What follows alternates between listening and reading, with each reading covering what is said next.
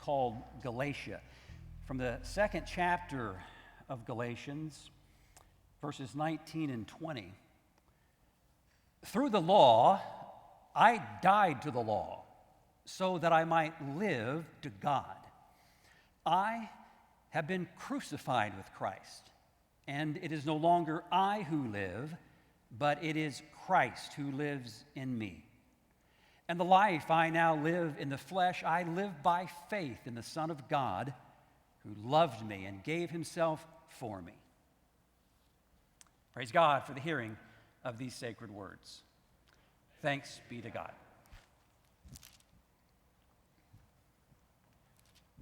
Good morning, everyone. Certainly is a gift to be with you. I should say happy St. Patty's Day, everyone. It's a gift to be with you on St. Patrick's Day. I always am interested in history, and so I Googled St. Patrick's Day, the history of St. Patrick, and I learned that today actually commemorates the day of St. Patrick's death. And of course, tradition says Patrick is the one that's responsible for bringing Christianity to Ireland. And today became a big celebration because in the ancient church, in the old church, what would happen is on St. Patrick's Day, the Christians would take a break from Lent. And we as Christians are always looking for a break from Lent. And so everyone began to celebrate on St. Patrick's Day, and so it's evolved from there. But my hope and my prayer for you today on this St. Patrick's Day is that you would find God. You would find the presence of God. You'd find the love of God, and that would give you cause for celebration, because I believe that's the heart, that's the truth of what this holiday is really meant to be about. So as we get started, let us begin with a moment of prayer. Would you pray with me?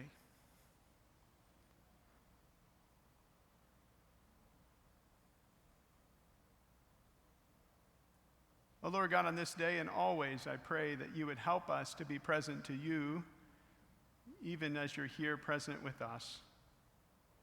I ask that you would take the words of my mouth and the meditations of all of our hearts and work and move in such a way that they would be made to be acceptable in your sight. For indeed, you are our rock and you are our Redeemer. Amen. The invitation, the challenge of the gospel is to trade an old way of being for a new way of being. The invitation, the challenge of the gospel is to move away from being self-driven and a self-centered life to more of a Christ-driven and a God-centered life. In the last few weeks, we've been going through a sermon series that we've called Atonement, or At-One-ment. We've been thinking about the cross and how Jesus' death removes those barriers that exist between us and God. In the first installment of the series, we talked about how Jesus' death proves God's love to us. Even when we stumble and fall, even when we slipped up, even when we think we're all alone, we trust as Christians that God's love continues on and is consistent and continues to work with us. We also learned in our sermon series that just as Jesus sacrificed his life, we as Christians are also called to sacrifice our life in obedience to God. And then last week, we talked about how in Jesus' death, he confronts the cultural forms of evil and wickedness and overcomes them. And well, today we're ending our sermon series, and we're going to talk a little bit about how in Jesus' death, what we're given is really an invitation to our own transformation. I love the way the Apostle Paul puts it in our lesson today.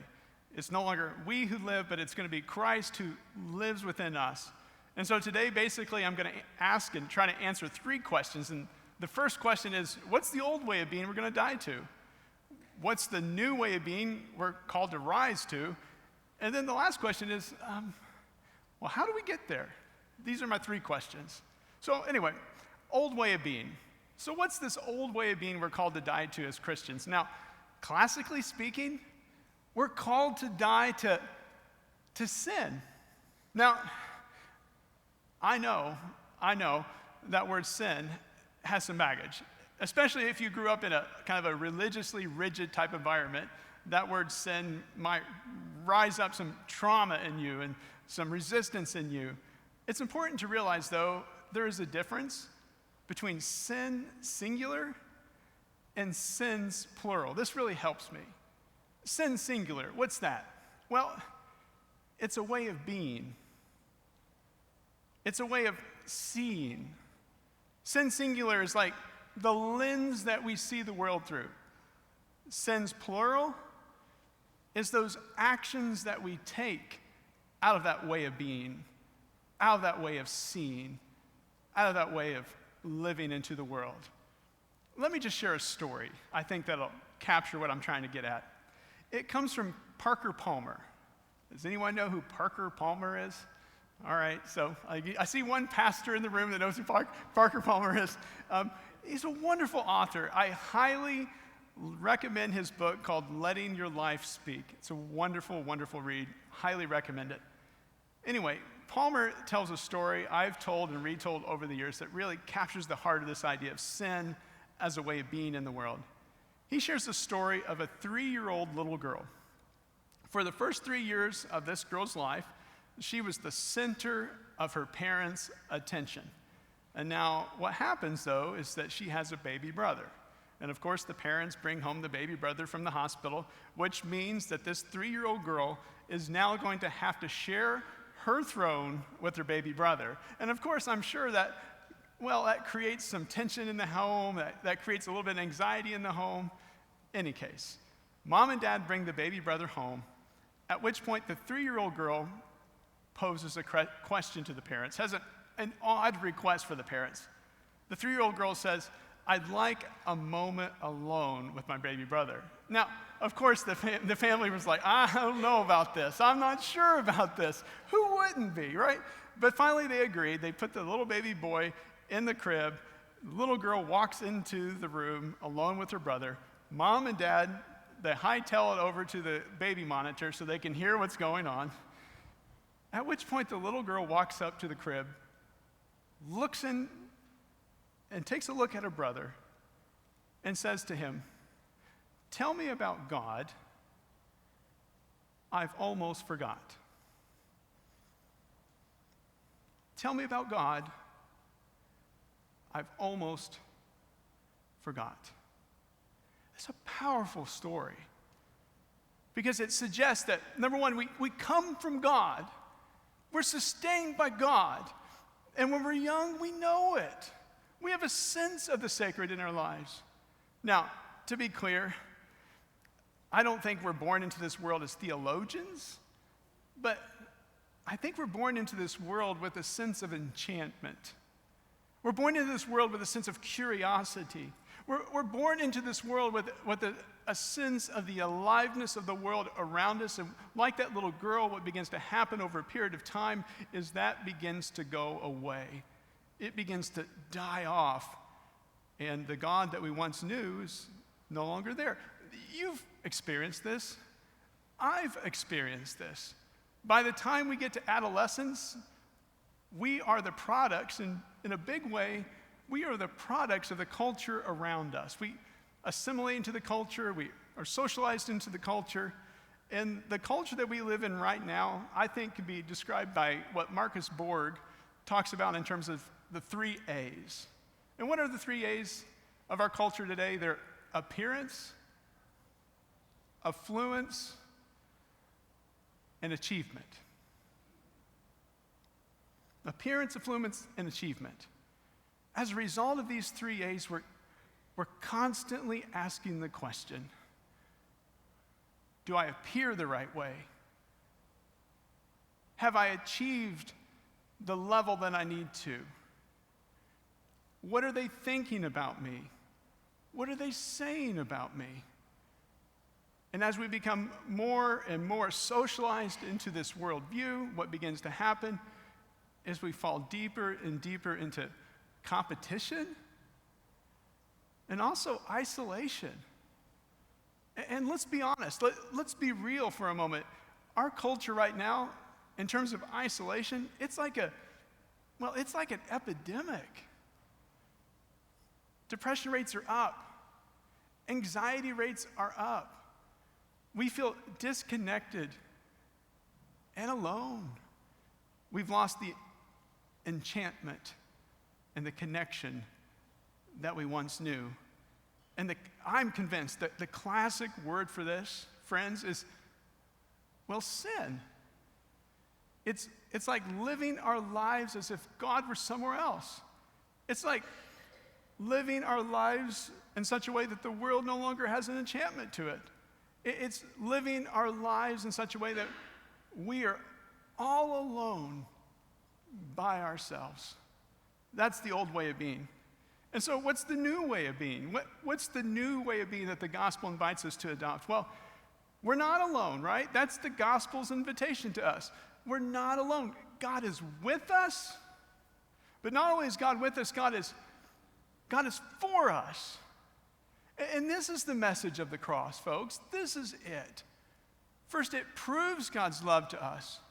Next, it teaches us that there's a power greater than the cultural forces of wickedness.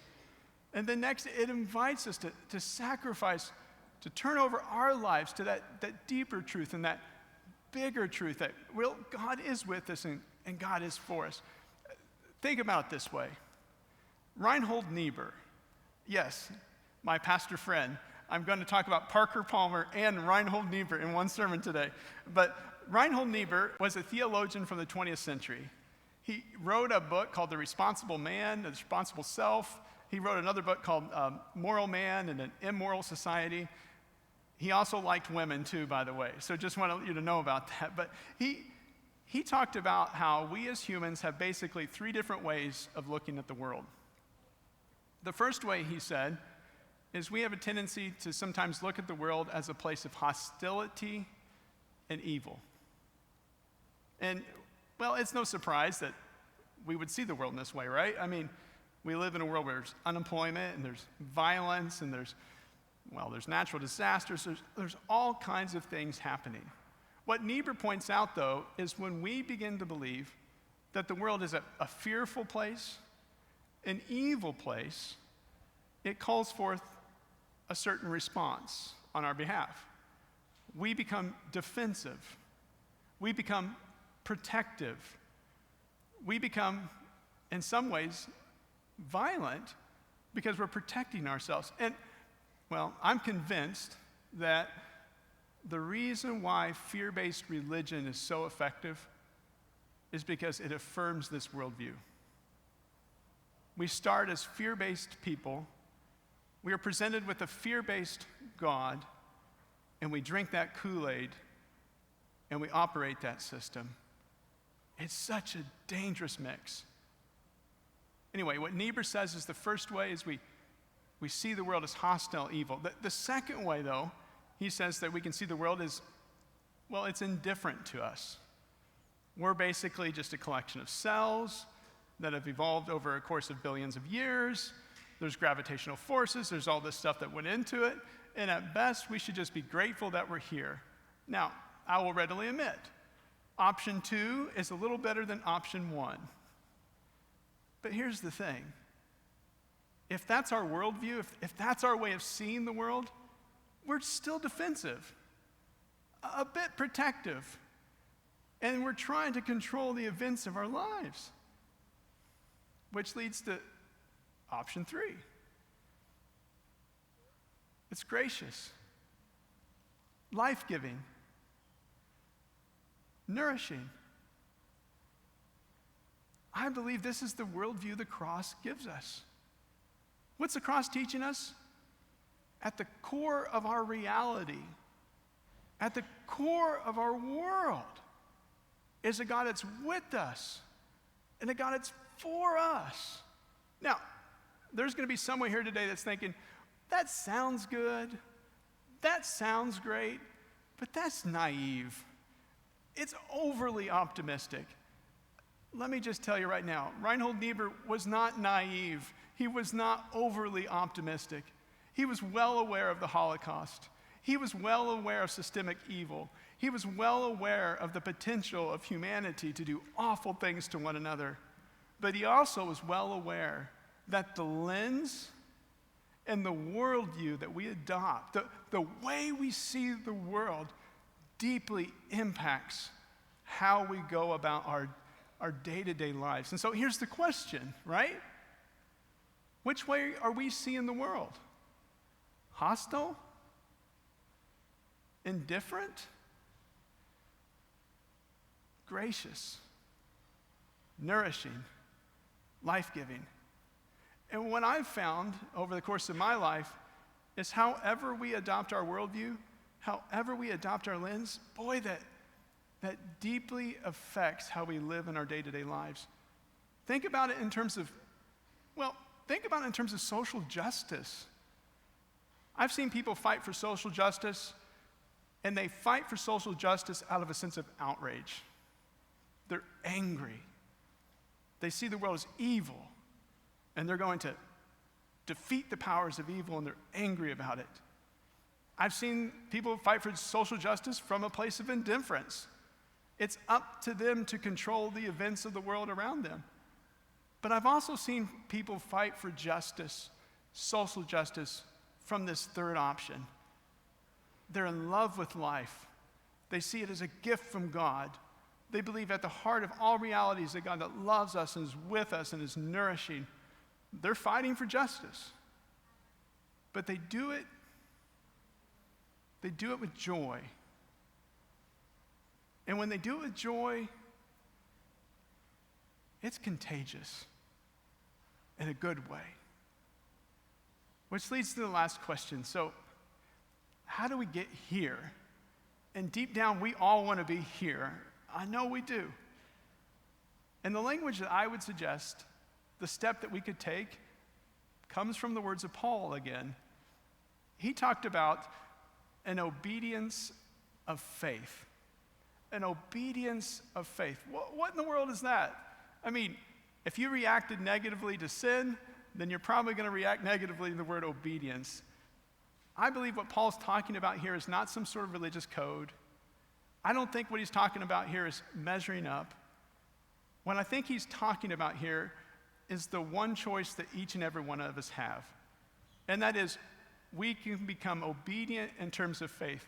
We can choose the lens through which we see the world through. And what is Paul's lens? All things work together for good. For those who love God and called according to God's purpose. That's Paul's lens. Or to say it another way, what Paul's inviting us to do is to let go of the number one reason that people are unhappy. And what is the number one reason why people are unhappy? It's because we try to control things that we cannot control. Think about it. What's the number one reason you're unhappy? What's the number one reason I'm unhappy? I'm trying to control the things that I cannot control. I'm trying to control the people around me. I'm trying to control what people are saying about me. I'm trying to control what they're doing in reaction to me. In some ways, as I get older, I'm trying to control my health, my body. I'm trying to control those things.